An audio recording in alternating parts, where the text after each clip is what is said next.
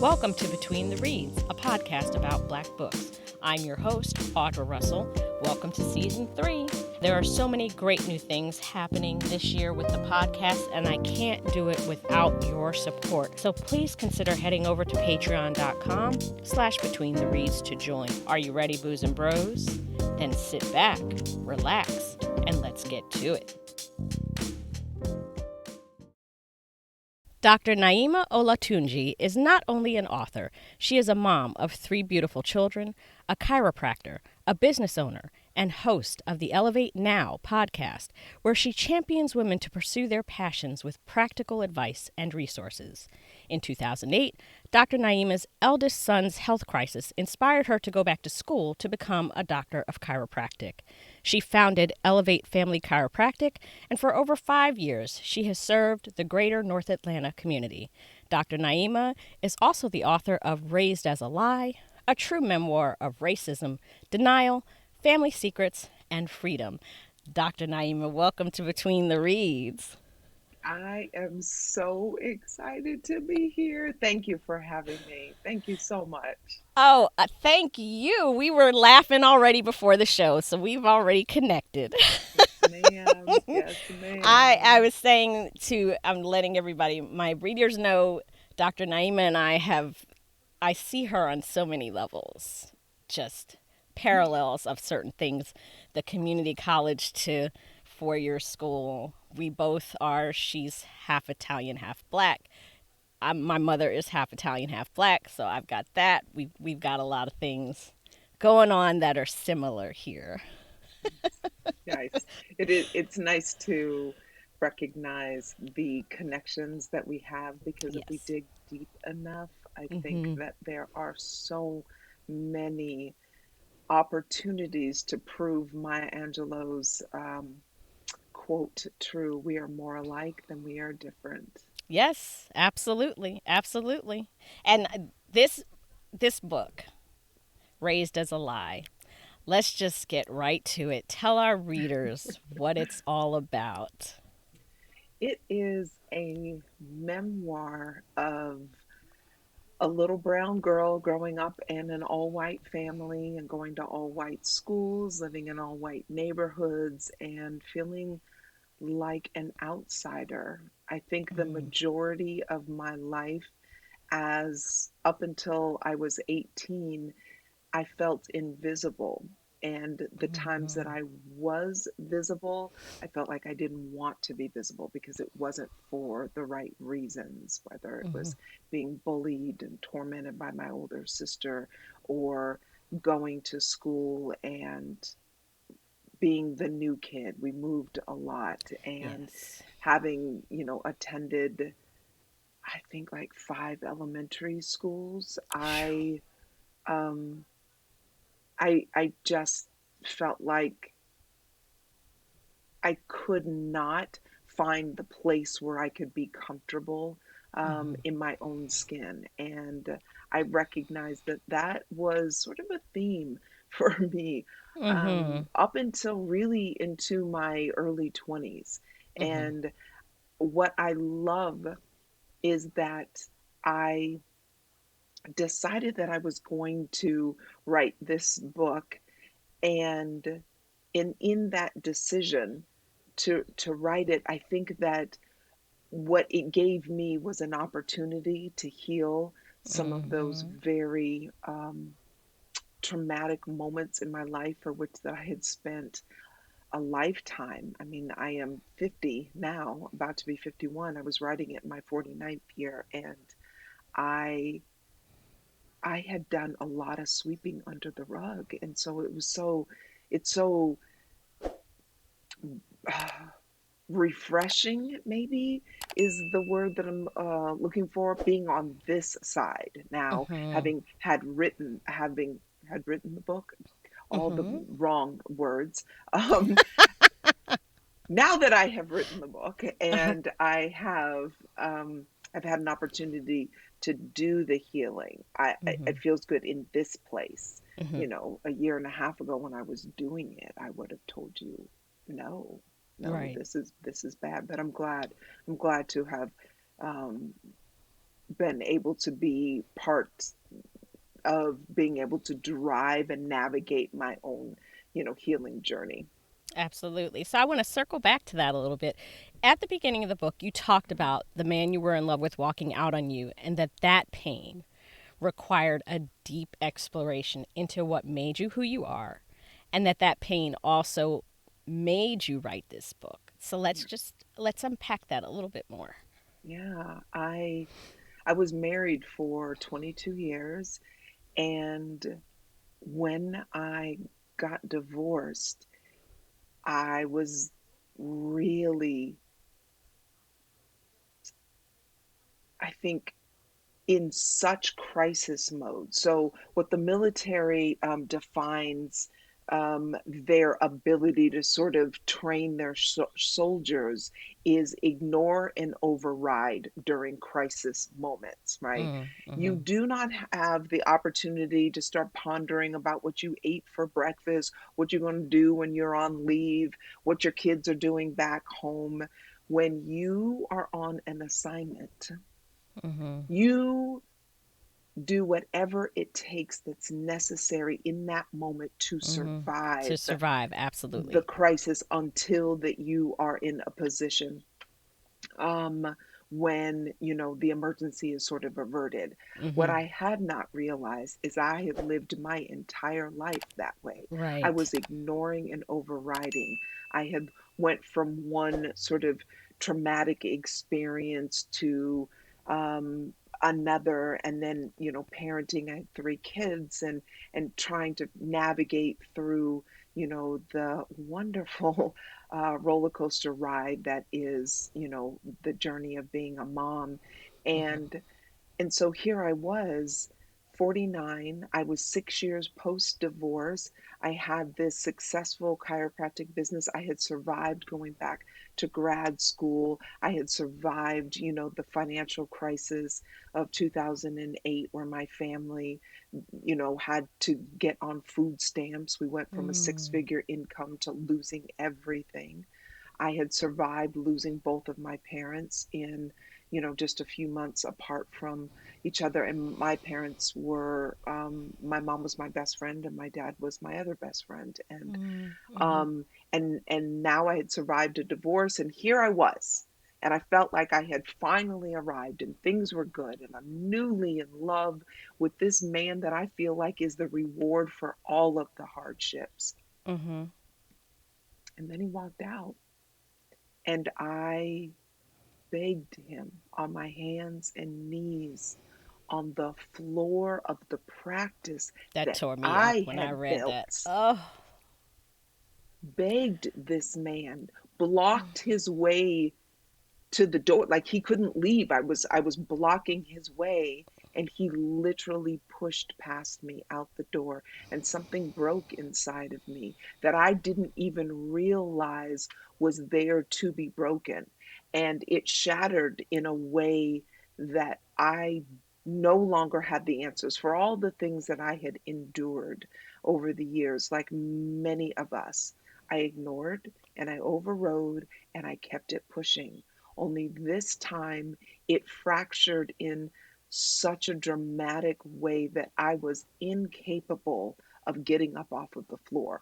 From that floor, I made an emergency call to one of my dearest friends, and she called the other friend, and they both came to my practice and literally picked me up off of the floor, sat me in one of my chairs, and then sat with me for hours.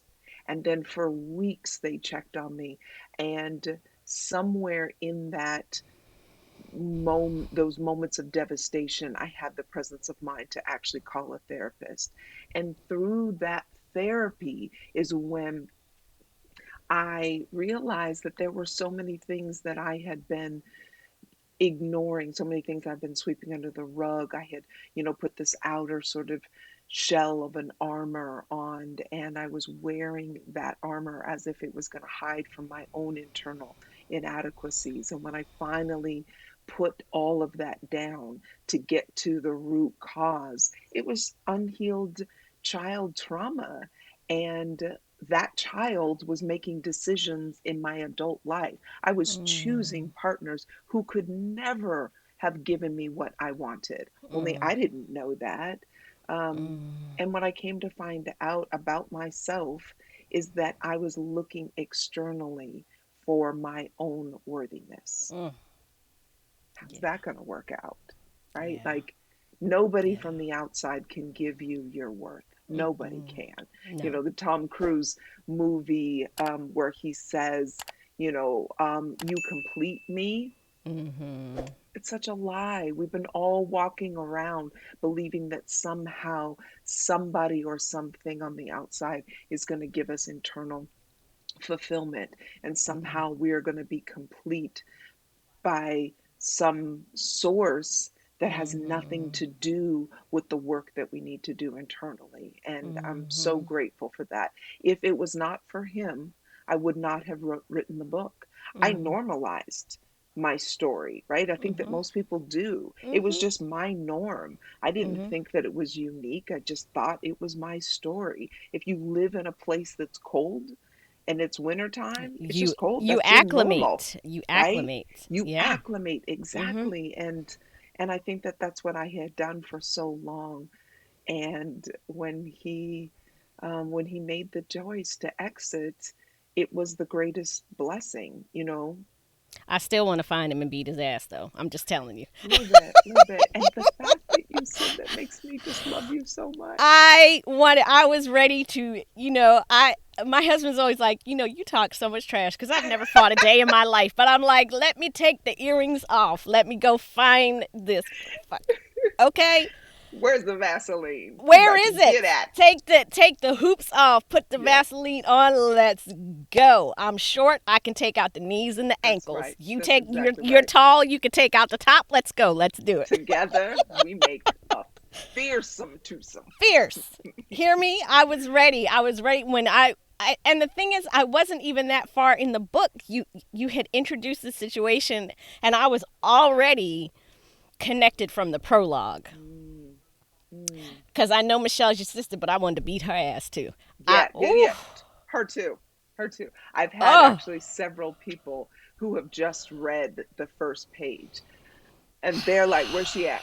Where's she at?" right. Just an address, right? And That's all I need, sis. That's that's all all I I need. need. Yeah, yeah. And interestingly enough, um, or maybe it was just always going to be that way.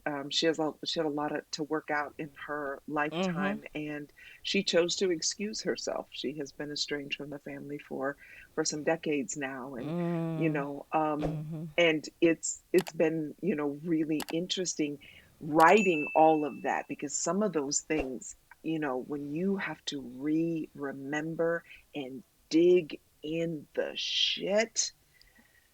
Whoo, honey, some of that stuff, Yeah. I was grateful that she chose to excuse herself, from my Mm, life, because I don't know that I could have written the book and yeah. maintained the facade, right? Because oftentimes Right. it's we just sort of, get along to, Mm-hmm. keep the peace. And I wasn't interested in doing that anymore. Mm-hmm. And so I got to heal on my own terms and not have to Right. worry about, her feelings and emotions around it. Mm-hmm. Mm-hmm. Now let's talk about it. It really kind of the the lies began, if you can call it a lie, with the incident at school Hmm. where you just knew your name was Grace. I did. So let's talk about that incident a little bit. I It's so funny because I haven't thought about it in so long. And um, when you are my process, I was not a writer, not even a little bit. I wasn't Mm-hmm. even a journaler. I couldn't Mm-hmm. even imagine how it was that, I ever thought that I was going to become a New York Times bestselling author, because that was on my secret journal, that like Mm-hmm. that nobody um I had a list. I didn't have a journal because I didn't even journal. I had a list, a very secret list of things that I wanted to accomplish. And ironically, similar to your story, our other connection is I 100% wanted to be Oprah. Like I saw it when I was a very little girl. I think Mm-hmm. that that was one, and I never talked about. I didn't write about it because it Mm-hmm. just wasn't part of the story, but I knew at a very early age that my life was going to be special. Mm-hmm. Um, and and but that was so far buried underneath, you know, all the rest of the muck and mire. But I was remembering that story was a little bit challenging for me in the like, wow, this is like our names are so tied to our identity. Mm-hmm. And I loved my name that I thought was my name. Mm-hmm. um and when I got to school Mm-hmm. and the teacher was like, that's not your name, Like the and hell I it was ain't. like, but that's what everybody calls me. Right. And, you know, in my little 4-year old mind, I did not imagine that it was because I am the clumsiest person that my family has experienced. Like, I, to this day, I just like, I look down, because even though I think I'm president of the Dark Skin Club, I I have a collection of bruises. Like I look down and I have no idea where they came from. I don't know. I'm about to be 51 and I still walk into walls. One of my patients the That's other me. day was like, "Did you just walk into that wall?" And I was like, "Yeah, I did." Yeah, totally. I did. Actually, I did. Like my shoulder, like bam. I don't know. I don't know. Listen, uh, we must be like twin souls because I would be walking in the store completely by myself, nothing else around me, and just like fall off my own shoe. Like, what the hell? Just what is going on? I that little one is it like the TikTok the little audio that they use where it's like what the hell, right? It's Right, the little kid saying what the hell, and that's right. me, because I was same walking like nowhere. What the hell, like what just Like, happened? what Who knows? happens?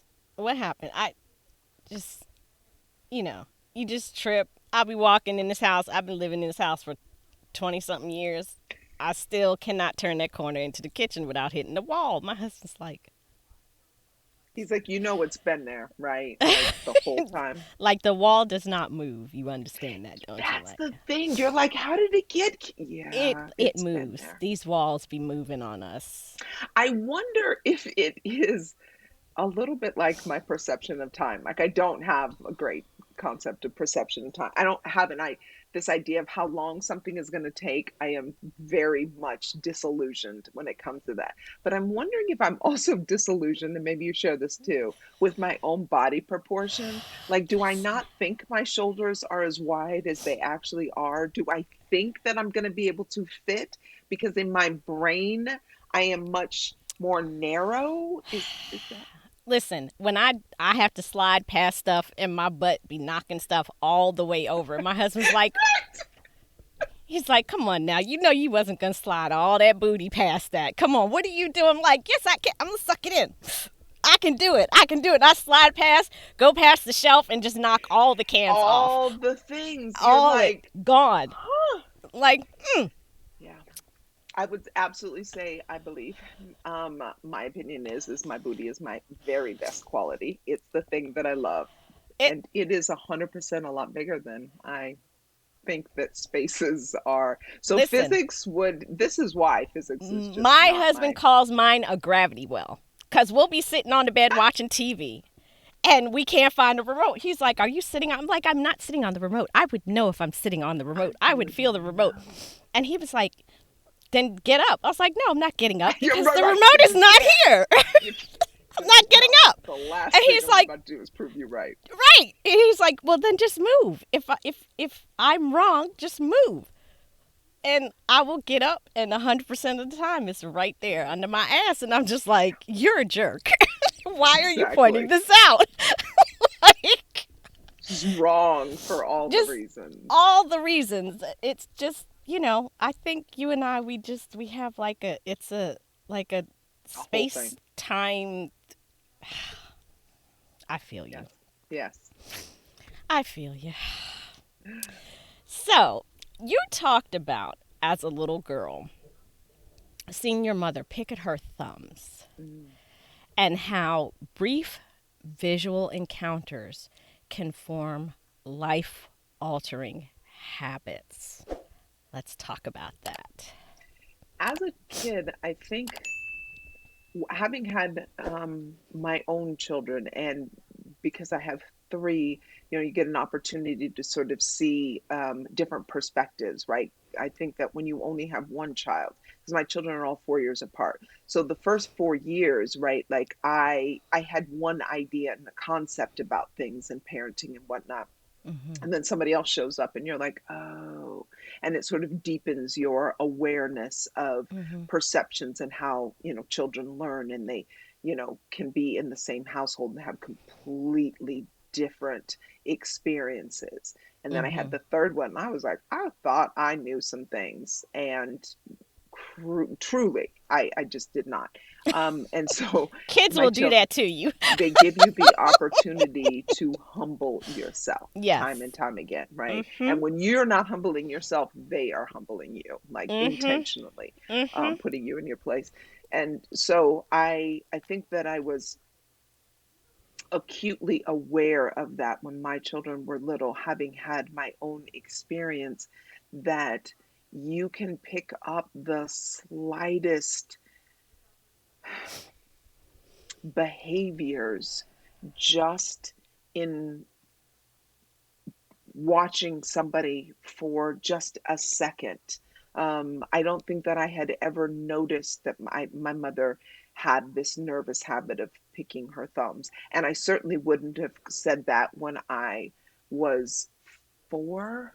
I think, yes, I think when I was 4 is probably the first time that I noticed that she Mm-hmm. had done it. But if you had a conversation with her, she would have told you she'd been doing it for decades. And or at least 2 decades, because she was 27, so that would have made her about 31 at the time. Mm-hmm. um I had to make sure I was doing my math right, I think so.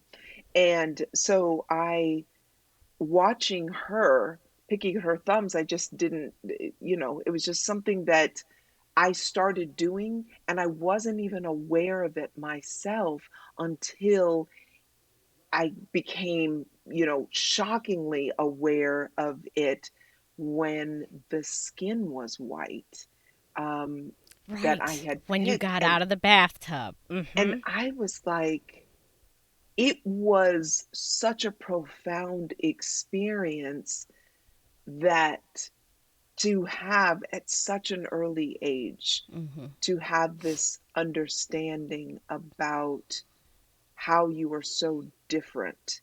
And even though I, in fact, was the 13,000 pound elephant in the middle of the room that The nobody African was elephant talking, in the and room. yes, ma'am, that nobody was talking about. And at an early age, I knew that. Of Mm-hmm. course, I knew that I was different. And then my sisters taunting put a negative difference on it, right? So I did Mm-hmm. not have good things to say about myself, and Mm-hmm. I didn't feel, good about, and being in my own skin. And so for the skin to have been white where I picked it was this sort of revelatory moment where I thought, if I picked all the skin off of my body, That hurt me I to would my look core. just like my family. And Mm-hmm. I used to fantasize about that. When you live on a farm, you have lots of time, lots of just mental time, right? I Mm-hmm. imagine that now, in today's age, people will have cell phones on them, and so they might be listening to something or what have you. But farm life can be very isolating if Mm-hmm. you, especially if you live in a rural community where there's not a lot of people around. And so I had hours and hours by myself, and I remember fantasizing about it over and over and thinking, well, how can I get the skin on my head off? Would I have to cut all my hair off? Like, I remember thinking all of these things. And then I imagined, because I had dark curly hair, and you know my brother and sister had blonde hair and it was straight. Mm-hmm. The man on my birth certificate had blonde hair and it was straight. My mother had brown hair, but for the most part it was also straight. There's a wave or Mm-hmm. two in there, but it was Mm-hmm. very straight. And so I couldn't figure out, like, well, how can I look more like them? And so I Mm-hmm. thought, if I cut all my hair off, would it be the same? Would it grow in blonde and straight? Right? Like, Mm-hmm. these are sort of the things that, you know, ultimately develop into self-hatred, right? And I would have Mm-hmm. never said that about myself. I would have never said that I hated myself, but I certainly didn't love myself either. Mm-hmm. Mm-hmm. Absolutely. Now, your stepfather, Jim, an abusive man who hated indigenous people, when you were writing about this hit and run incident, what feelings came up knowing that as a little girl? What feelings came up writing that incident in 2020, knowing that as a little girl, you knew that there was something different about you, but you really couldn't put a finger on it? What feelings came up as you rewrote that incident about your father and or your stepfather and how he may have related to you? Well, it's such a great question. And so I will sort of frame it this way. Okay. There is no way that I could have written this book without the hours and hours of weekly therapy. There was just no way. I wasn't strong enough. I wasn't capable enough. There were so many emotions that were coming at me from all directions, and none of them were positive. And because I had and have, still see him every other Friday, um, such an amazingly talented and skilled therapist who saw me. Um, Mm-hmm. I was able to peel back every one of the layers that allowed me to get to the core and remember. I mean, I was doing everything from acupuncture to spiritual readings to spiritual healings to hypnotherapy to crystals and saging myself, like lighting candles and my own sort of ceremonies of well-being that I was creating myself. Like, I took my healing on as a project, and I was very committed to it. And I say that to say that it feels like every story that I told in that book that I had to write about, and um and there were many more that didn't make the cut, were so excruciating. Like, I think that the one where I talk about my name is Grace, I think that was one of the easier ones to write, even Mm-hmm. though that it was difficult. Um, and I remember at the end, when I tell that story, I wrote that there are moments that I'm so jealous of baby William because he will never remember Right. that, right? Mm-hmm. My brother has no recollection of that. Of course he doesn't. He Right. was a baby. Um, and that was an afterthought. And I wrote on my laptop, sitting Don't tell other chiropractors. I did like all the thing that I tell my patients every single day, like don't do. Like I sat at the in a chair at the edge of my bed, using my bed as a table, and hunched over it, writing this book, and I would sit for hours like that at a time. And when it got to be too much, I would push the laptop away and sort of ball myself in this fetal position in this chair and just cry. And when I wrote that story, um, I think it was one of the first ones that I wrote because I didn't, write it sequentially. Mm-hmm. And when I wrote that story, I felt almost incapable of moving physically for maybe 2 hours afterwards. I laid in that position. And it was because remembering, because Jim, to me, that was my father. That was the Mm-hmm. only father that I knew, Mm-hmm. and that Mm-hmm. was daddy. Mm-hmm. And I to watch his disdain for another human being, and then when he would turn it on me, and here's the thing, that I guess I can credit him with. He didn't have disdain for only me, he had disdain for everyone. Now, he Mm-hmm. reserved an extra special dosage of torment to indigenous people, but when he would turn that wrath on us, it it made it all so surreal when I was writing the story, feeling sitting in that cab of his truck and feeling like I was no better than the man he ran over and Mm-hmm. left for dead. Mm-hmm. And we were all traumatized, in the truck.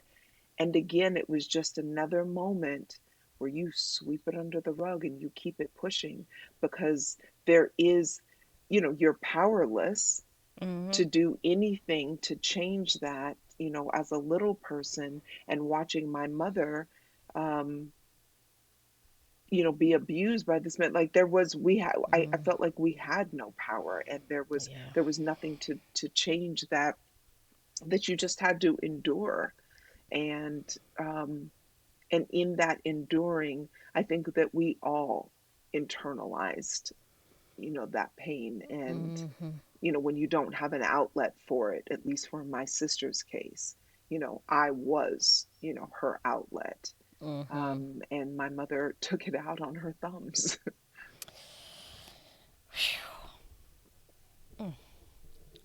So, a little bit lighter story. Can we talk about the footprints in the snow? Ah.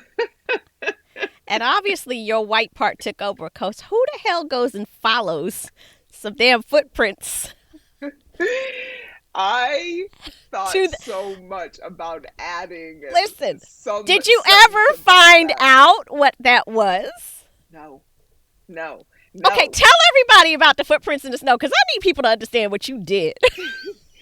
So there was a myth. So we lived in a farm and in a town, if you can call it that, but there was about 300 people. There's literally 322 people that currently reside there, but there's about 300 people that lived in this little rural community in Utah. And so our farm butted up against a mountain range. A And 100 acres, y'all. Keep that in mind. yes, there's 100. Like every direction you look is just, forever. It seemed like, especially from a little girl's perspective, there was nothing but land. Mm-hmm. And then, the mountains sort of framed it on, I think, the northeastern side.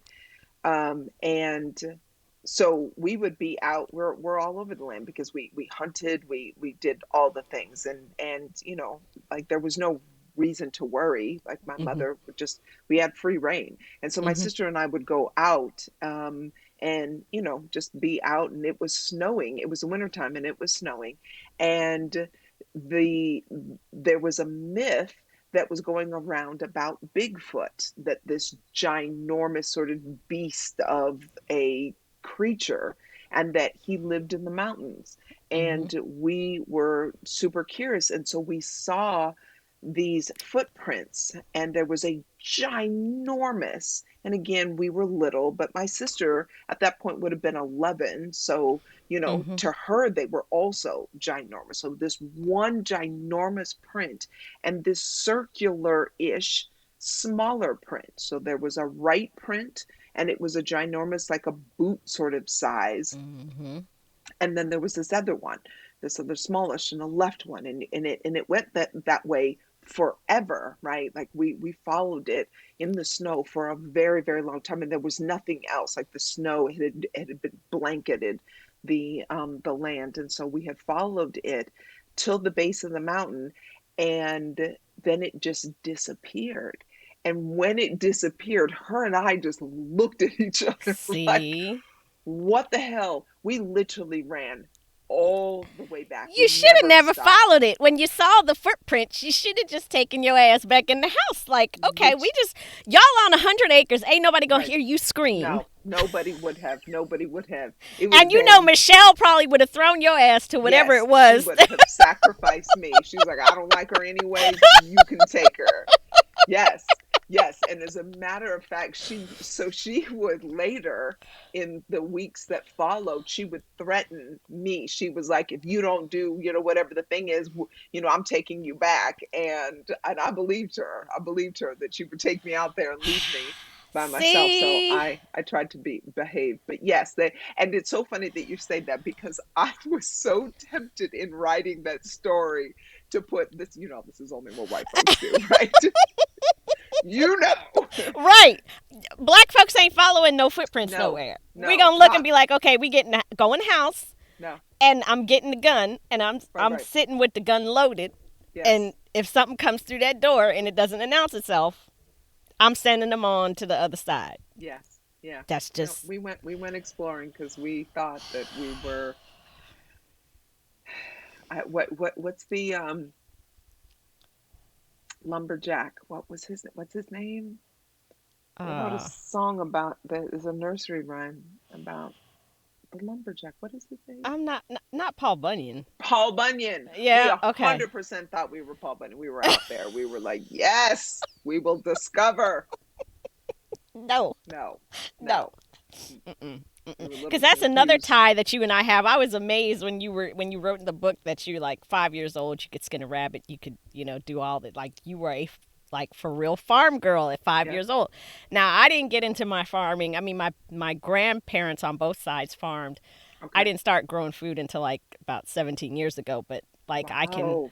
I can skin. I've hunted deer, taken one down, Mm, thanked it for its life, skinned it in the field, quartered it, dressed it.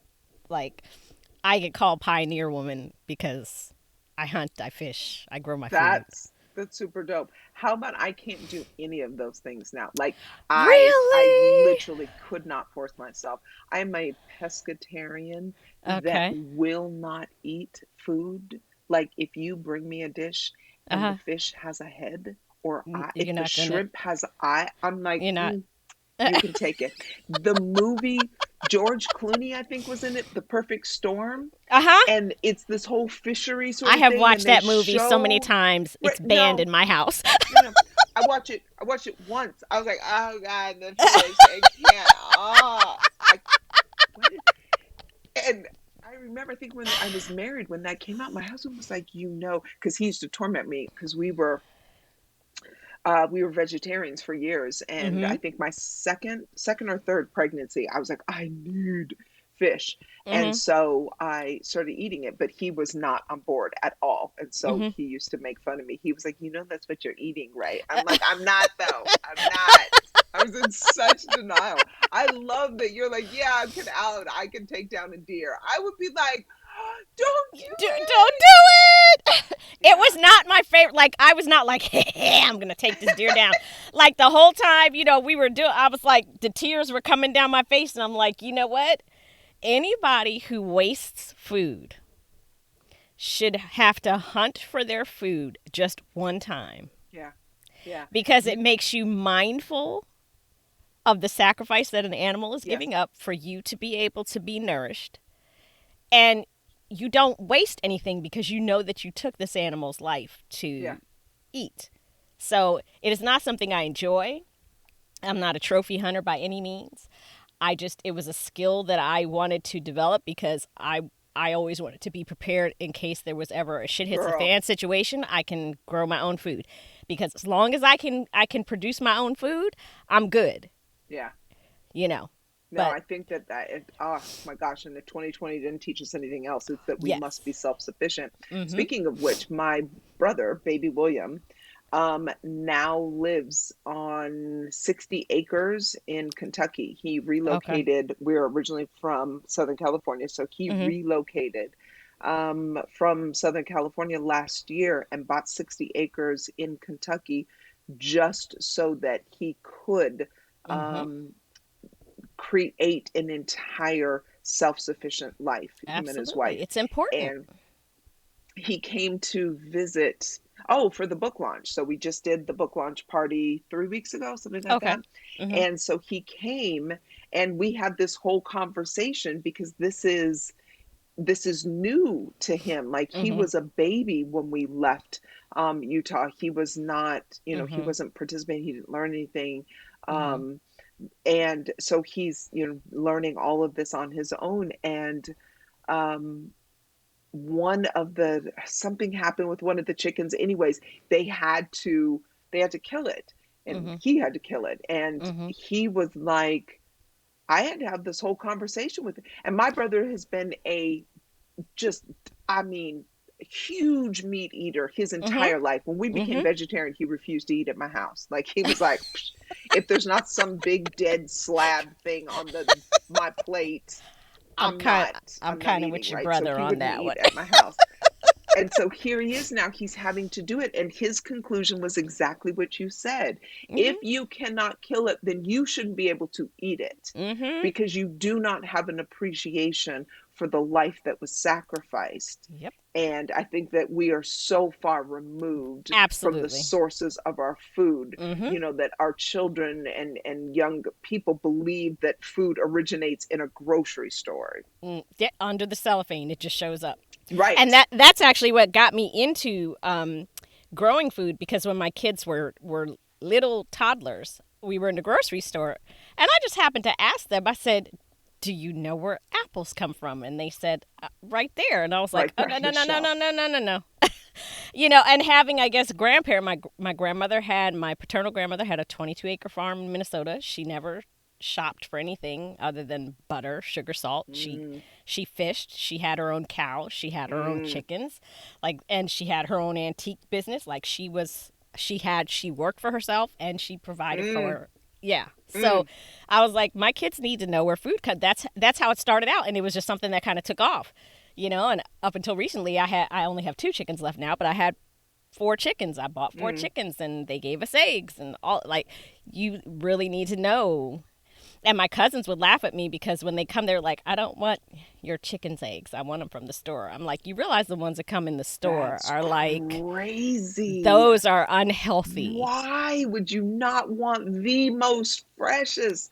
That's how horrible our programming Right, is. right, exactly, exactly. It's just Something like, else that my brother was talking to me about, and I hadn't realized it, but I think about that. He's like, the meat that we buy at the stores is so awful. He was like, because all of the cortisol, the stress hormones are then released into the muscles before they're slaughtered because they are so afraid, right? That they're yep, in such high stress environments and mm-hmm, situations. He was like, it's crap. it's You garbage. kill and slaughter, your own meat. Mm-hmm. And he was like, you'll never go back. And Nope. I was like, huh, that's interesting for a pescatarian. But thank you for I'm sharing. I don't I'm know that. getting ready to pick up our we pick up meat twice a year. Our neighbor up the street, his parents own a farm in Pennsylvania.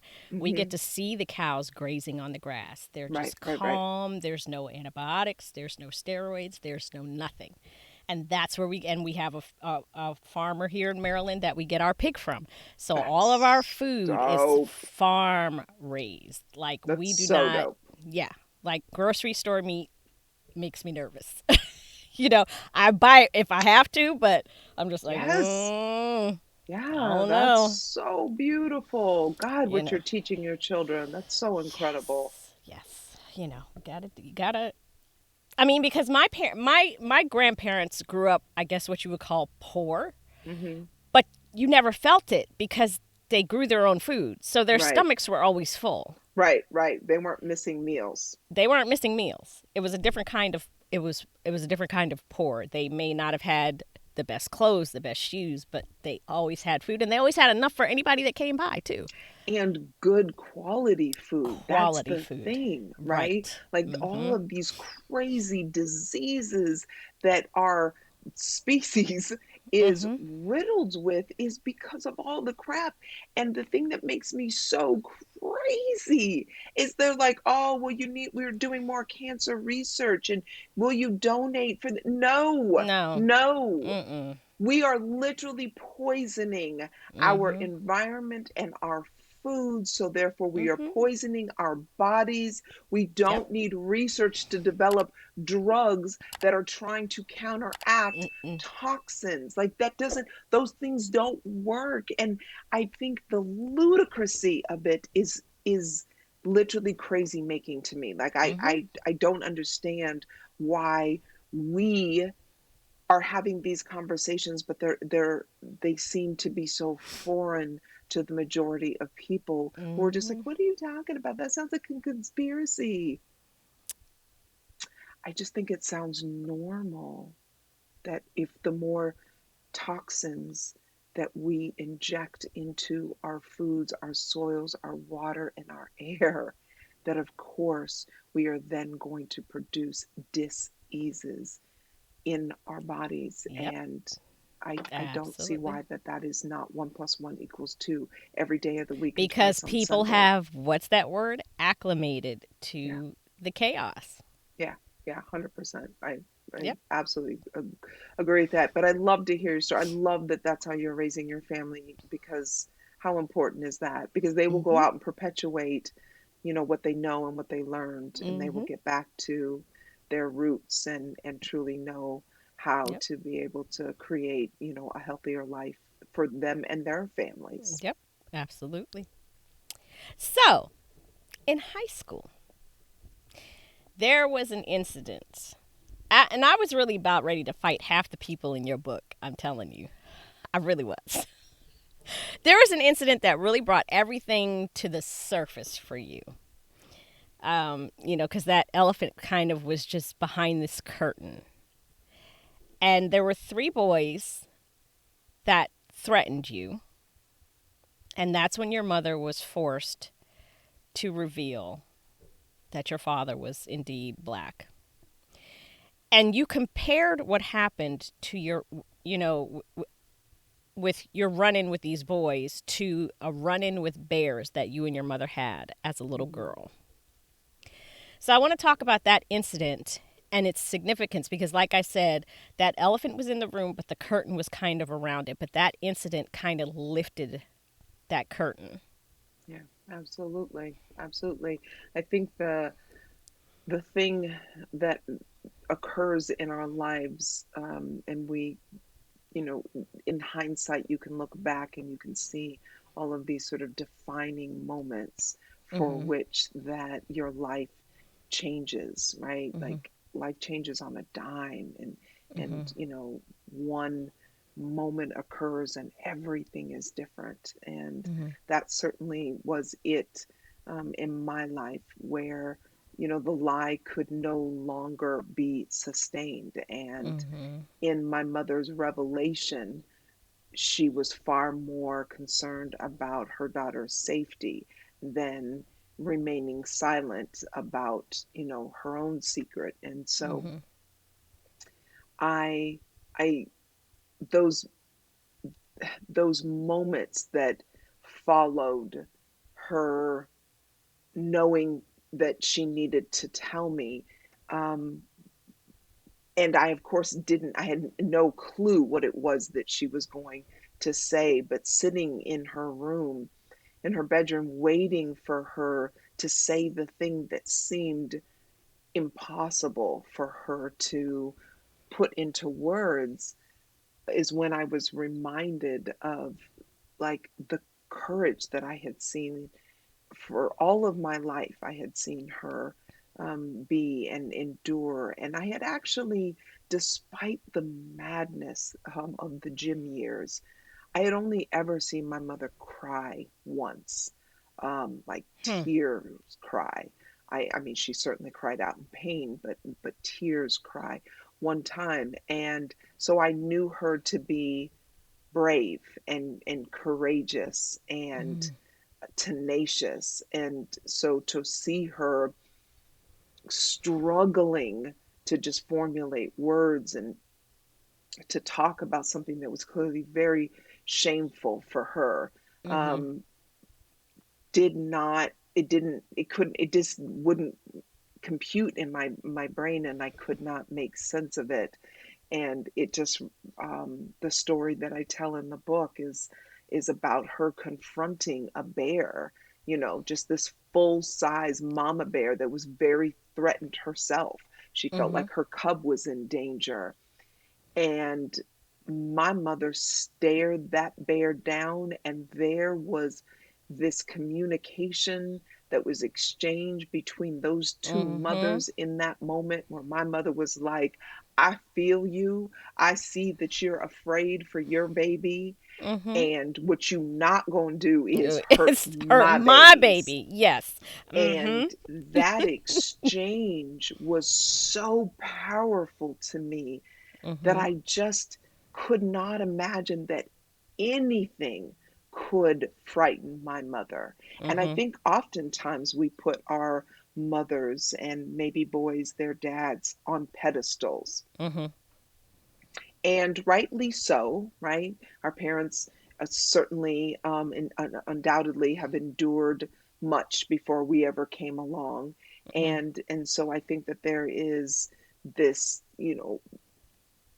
that these that our parents, the actions that they took, they've earned, this, um, our respect. Mm-hmm. And but that pedestal that she sat on was pretty high, and her revelation for me was really difficult to, like, handle, because I just wasn't sure. I'd been, sort of a self-assigned protector of my mother for so long that I Mm-hmm. just didn't know how was it that I could love and revere this woman and be so angry and disappointed and let down by her in the same moments. Mm-hmm. Yeah.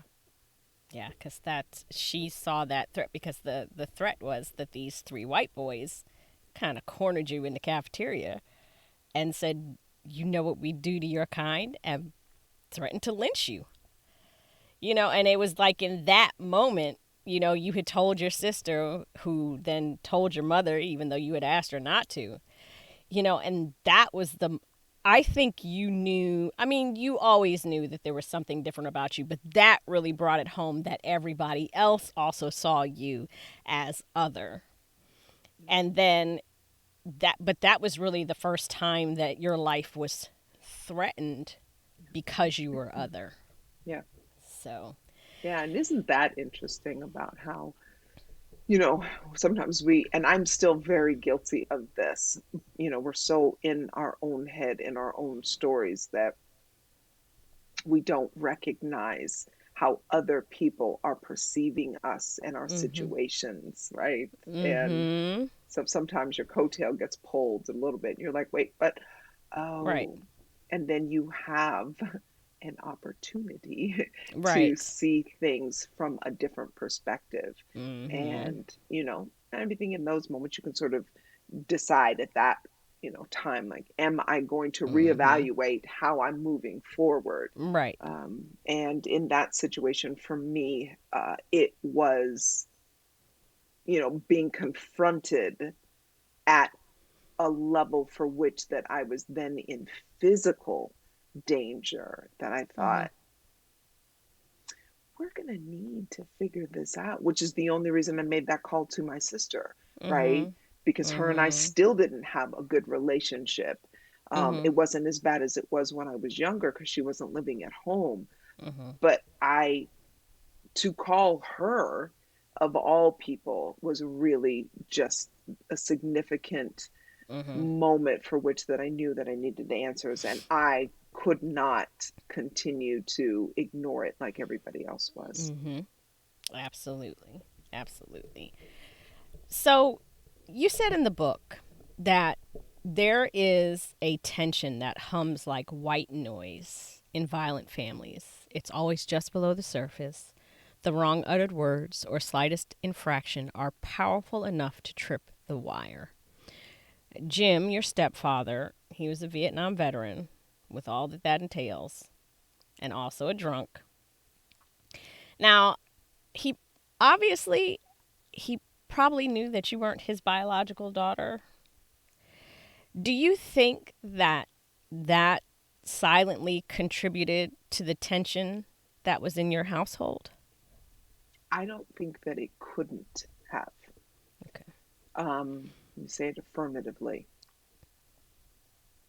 Okay, fine, I can't. I don't have any doubt that there was no way that it could not have. Mhm. So here this man is. He had been Mhm. married before. I Mhm. didn't, I actually didn't know that until my Uncle Frank, my mom's brother, Mhm. was sort of my historian for the book. And so I had several conversations with him, when I was writing this, and I had found this out. I actually did not know this. So Jim had been married before, and he had two daughters. And Hmm. so here is this very white man, and he married somebody that I'm imagining was very white because his daughters were blonde haired, blue eyed, just like him. Mhm. And so he marries this woman, my mother, who already Mhm. has a daughter who's blonde haired, blue eyed. Mhm. And he has no reason to believe, and certainly no evidence to believe, that any child that he would produce would Yes. be anything other than white skinned, and at the very least brown, sandy, dirty blonde hair, right? Mhm. Like, Mhm. Mhm. there's no, like, he's got all the evidence he has Right. seen. Right. And here comes this little brown girl with dark curly hair and Mhm. dark eyes. Mhm. And this, while I had to make some assumptions because some conversations my mother and I never had, Mhm. um, the one thing that she did tell me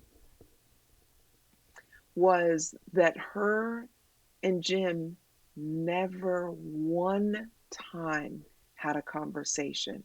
He never one time, Hmm. and this, I guess, goes to his credit, because he Mhm. was an equal opportunity bastard Mm. just to To everybody, everybody, right? yeah. Mhm. He did not single me out. Never one time did he come to her and say, "This ain't my kid."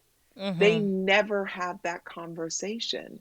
So he treated me equally his and equally as bad as everybody else. Mhm. And Mhm. so if we can credit him with anything during those years, it certainly, was that. And I I imagine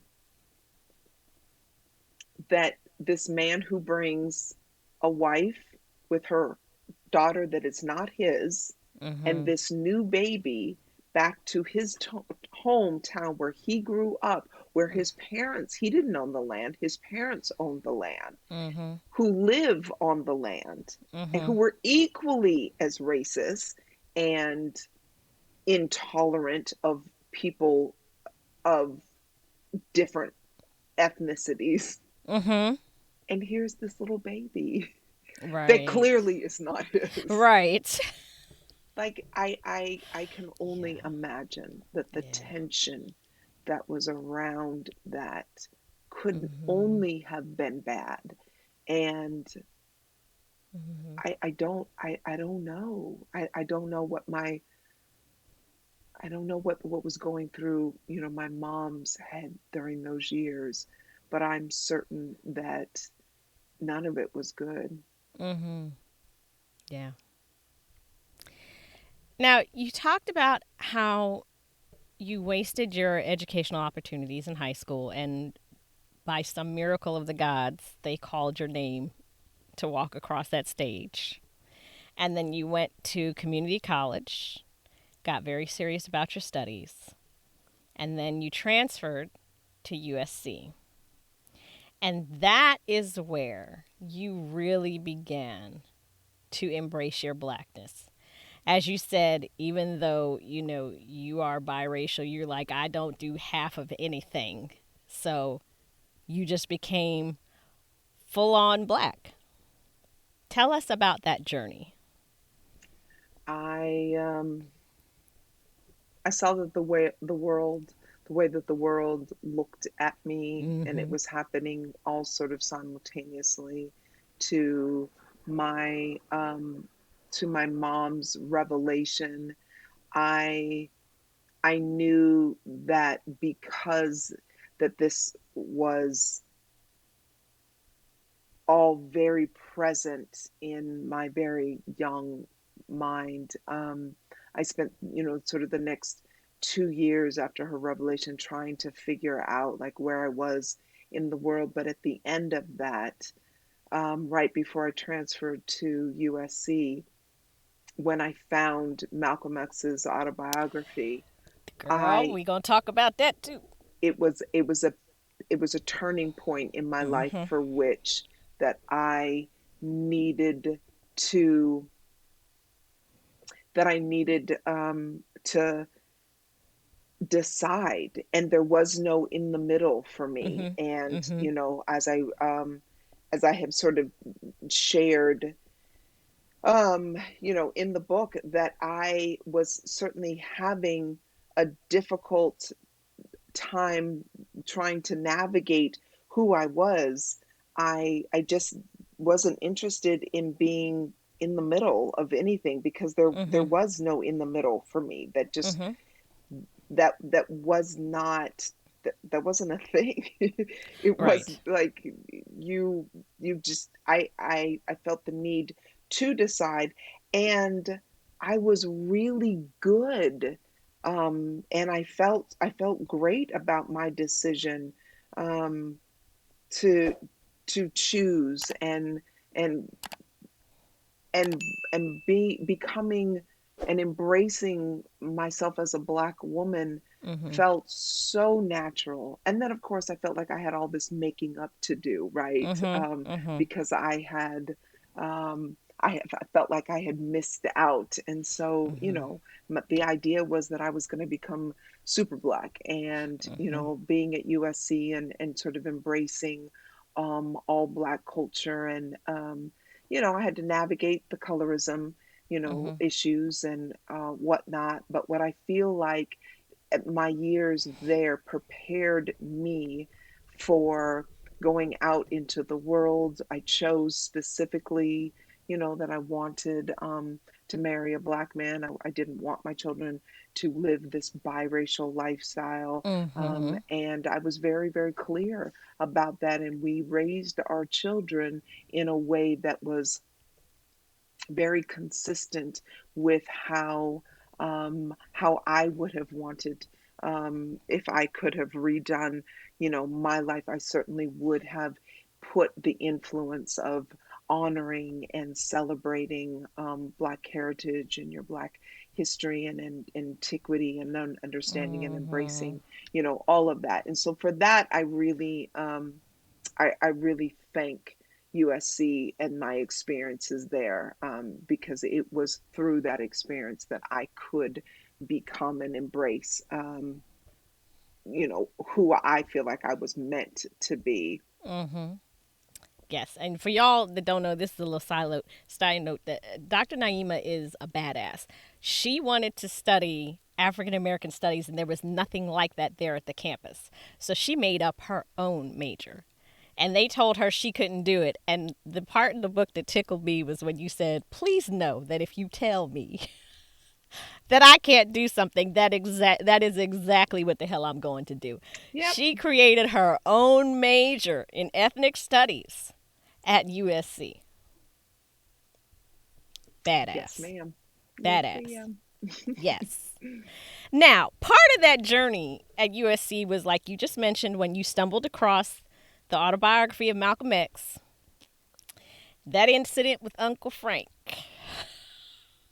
I know he's your historian, he's your uncle, but girl, there'd have been no way. She was reading this book, Malcolm X's autobiography, and he did not want her reading it because Malcolm preached hatred and, wanted to kill white people. And I'm like, that's so funny because that's all white people have been doing to black people and every other person of color for centuries. He took the book and threw it in the water. Yes, He'd have ma'am. thrown me in the water with that book because I would not have let it go. Or I would have kicked his ass back to Italy to Romulus and Remus. I You had such restraint. I know you said it's because, he's a large man, but Well, and reverence and respect, and that would have gone out the window the moment he threw. That would have gone overboard with the book. well, and I think that the while there certainly, was anger, it really was that I was still on the journey of discovering, Mm-hmm. and that was all very brand new versus Mm-hmm. here's a man that's been in my life all my life and Right. has, stepped up in ways for which that, you know, he was a father figure to me, Mm. and I loved him immensely, and I knew that he loved me, and Mm-hmm. even in those moments, I knew that they were shortcomings on Mm-hmm. his part. But I also deeply still respected my uncle. I just knew, right? Like there is a divide for which, and it Mm-hmm. was just a confirmation for which that, we could not, we were never going to see eye to Right. eye. And I was making peace with that there were some things in my life that were never going to Mm-hmm. be the same. So, I mean, it is Mm-hmm. sort of that, that sort of moment. Um, I where I, you just got to know that Mm-hmm. things will never be the same and it's okay, Mm-hmm. but it is what it is, right? Right. So, and Yep. you got to love people for who they are and not who you want them to be. Yep. Absolutely. So, what's next for you now that you've written this book? Gosh, that is such a good question. I have been talking a lot about this, and I have to say that I have also been really trying. What have I been doing? I have been thinking there are so many things that I want to do in my life. And I am a recent empty nester. And by empty nester, my youngest is in college, but he's like low key coming home for the summer, but he wasn't supposed to. And I'm feeling some kind of way about that. I'm not gonna lie. I love you, Kenan. Um, I I get to do the things that I want to do now. Mm-hmm. I I am no longer bound to only doing one thing because I'm caretaking and raising children, or I have to do this thing because I'm in school, for example. Like I don't. I have options and choices, and that excites me so much. And so, we're in the book promotion stage, right? And I'm excited Mm-hmm. because I get to talk about it a lot and speak on it. And I am even more excited about more opportunities to have conversations around diversity and inclusion and what that looks like. And so what I want for myself, moving forward are big stages and big platforms to have these conversations. Mm-hmm. Um, I want the opportunity to travel internationally and have these conversations. I want the opportunity to be able to be part of healing, specifically for women of color, specifically around worthiness and our own internal dialogues that we Mm-hmm. have and what we believe is our value and our worthiness, and really be part of the healing conversations. I want for things that I say and I do to matter. So my life's Mm-hmm. mission is to leave things and people better than I found them.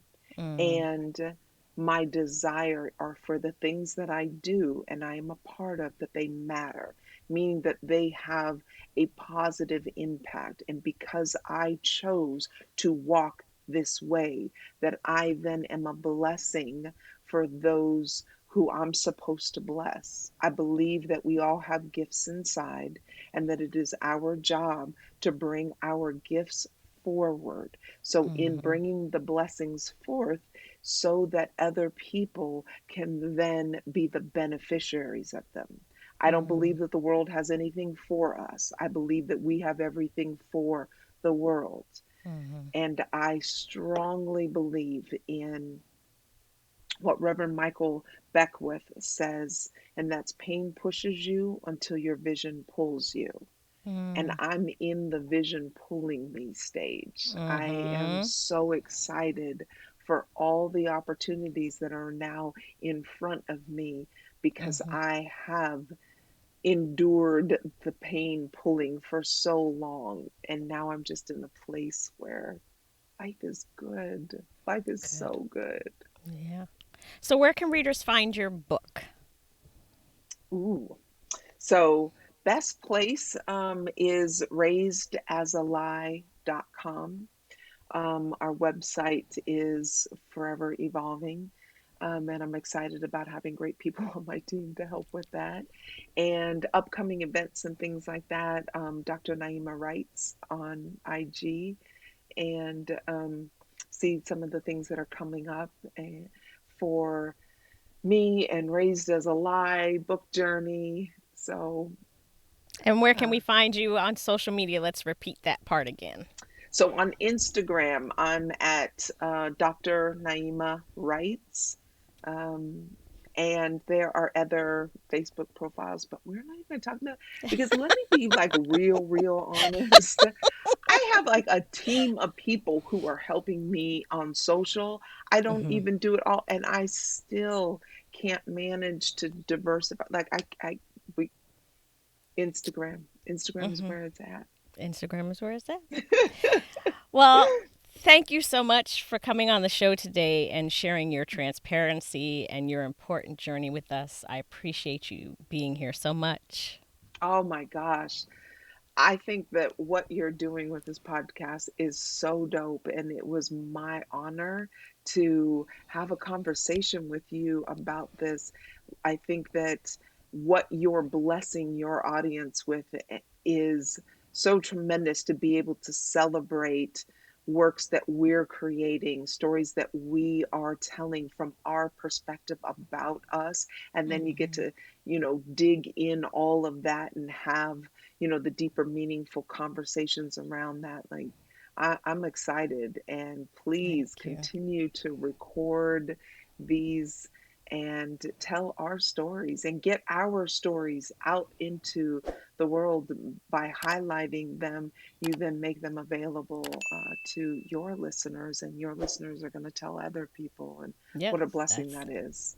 thank you so much. And You are Booze and living Bro, in your blessing. listen, thank you so much for saying that. I received that. Thank you so much. And Booze and Bros, you know how I do. I always give a quote at the end of every show. And today, Ntozake Shange came up because she's also a fellow USC alum, and she was also born Paulette Linda Williams, and like you, she also changed her name, which means she who comes with her own things and who walks like a lion. And the quote today is her poem for colored girls who consider suicide when the rainbow isn't enough. Somebody, anybody, sing a black girl song. Bring her out to know herself, to know you. But sing her rhythms, caring, struggle, hard times. Sing her song of life. She's been dead so long, closed in silence so long. She doesn't know the sound of her own voice, her infinite beauty. She's half notes scattered without rhythm, no tune. Sing her sighs. Sing the song of her possibilities. Sing a righteous gospel. Let her be born. Let her be born and handled warmly. Until next time, y'all, you know what to do. Grab a book and read. And I'm out.